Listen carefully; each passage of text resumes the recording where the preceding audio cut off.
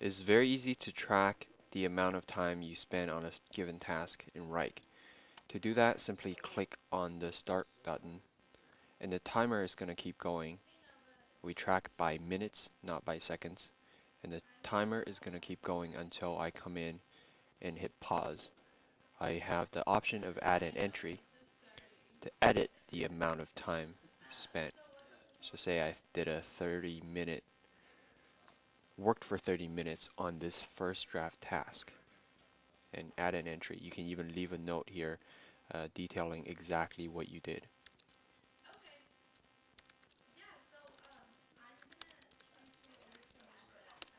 Add an entry, and here at the bottom you can see it shows exactly who was doing what and when. When it comes to logging time, after you've made your time log, you can also see all the time logs you've made in a given folder in this time log view at the top. You can sort them by date, person, hours, test title, comment, or folder. If you want to get rid of one of the columns, simply uncheck the box. So now I've gotten rid of the date column. You can also filter by people. And lastly, you can export it into Excel or print it.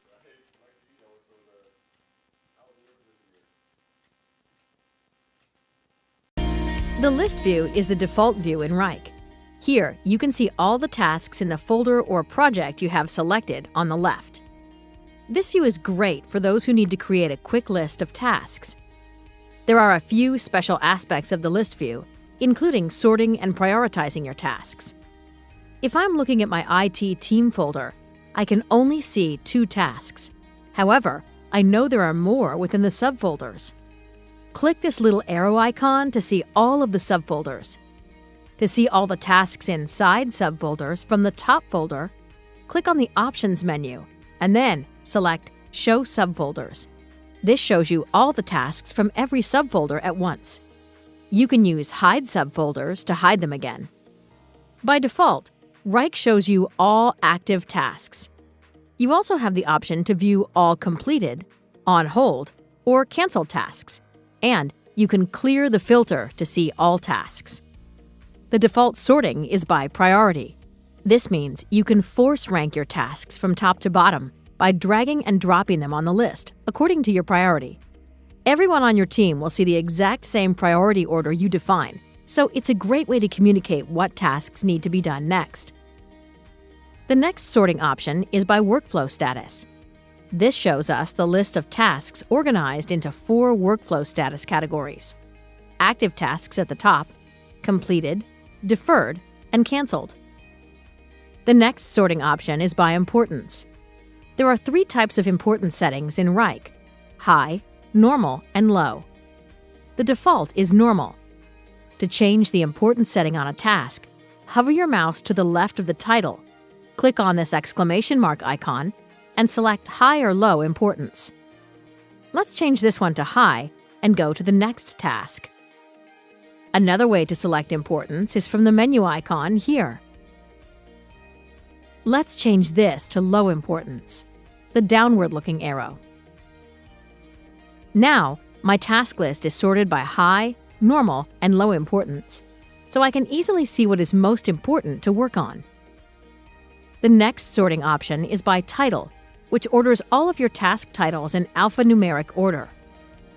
The last sorting option is by due date, which organizes your tasks by due date categories: completed, deferred, canceled, today, next week, this month, and later.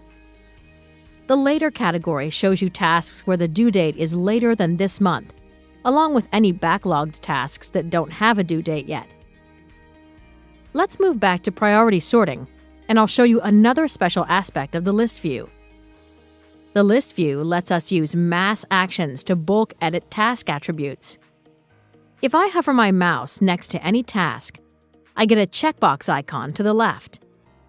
Click to select it and go into mass edit mode.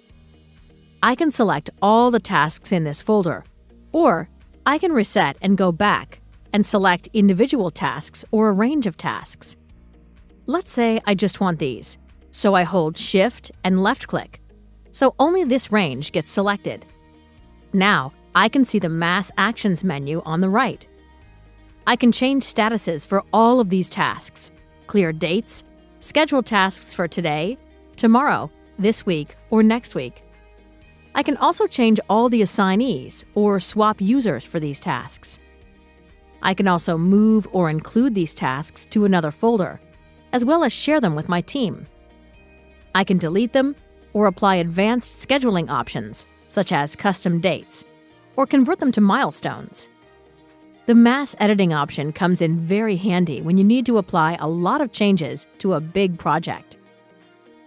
The last aspect of the list view is being able to apply filters to narrow down your view. Let's take a quick look at the filter options.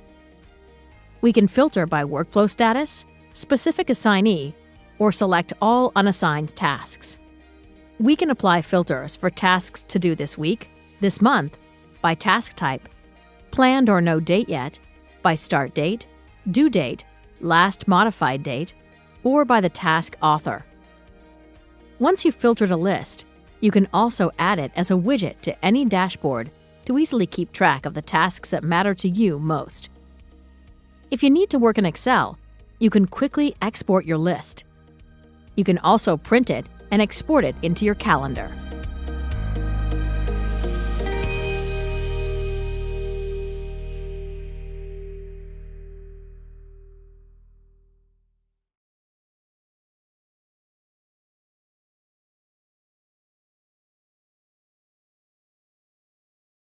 Projects, folders, and tasks are the three building blocks in Wrike.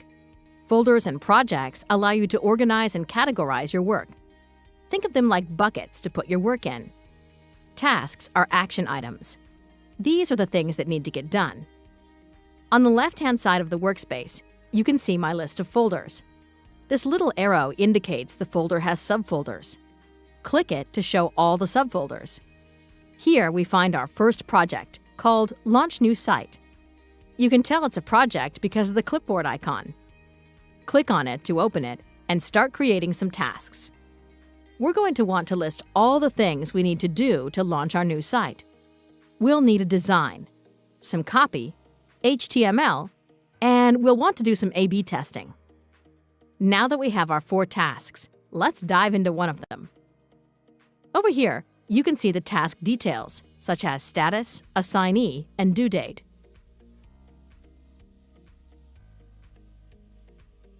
We can add subtasks if we want. Subtasks are smaller parts of work that need to be done to complete the parent task. They can be assigned and scheduled and function just like tasks. We can add file attachments here and document any instructions for the task. We can also add comments or communicate with our team here to let them know what we're planning.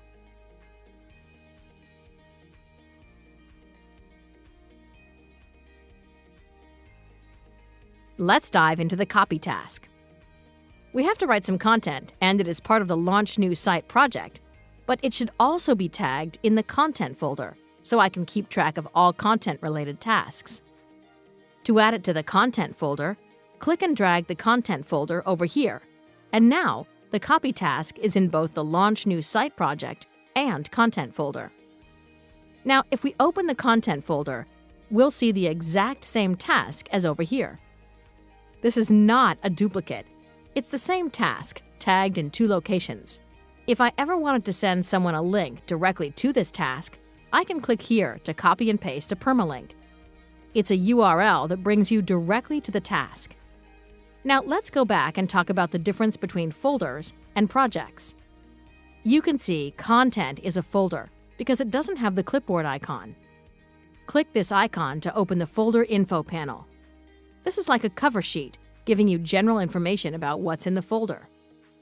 We can add a detailed description, attach files, and communicate with our team. When opening a project, you'll see the Project Info panel gets opened by default. Click this icon to close or open it. This is where we see the key difference between folders and projects. Projects have a few more fields than folders. You can set a project owner who is responsible for making sure the project gets done. You can add start and finish dates and a status, allowing you to track the project at a higher level. You can also add details about the project, such as project goals and requirements. And you can communicate with your team. If you have an initiative with a start and end date, use a project. If you just need to group tasks together, use a folder. The last reason to use a project is if you need to report on progress. Our reporting feature allows you to report on projects and tasks, but not folders.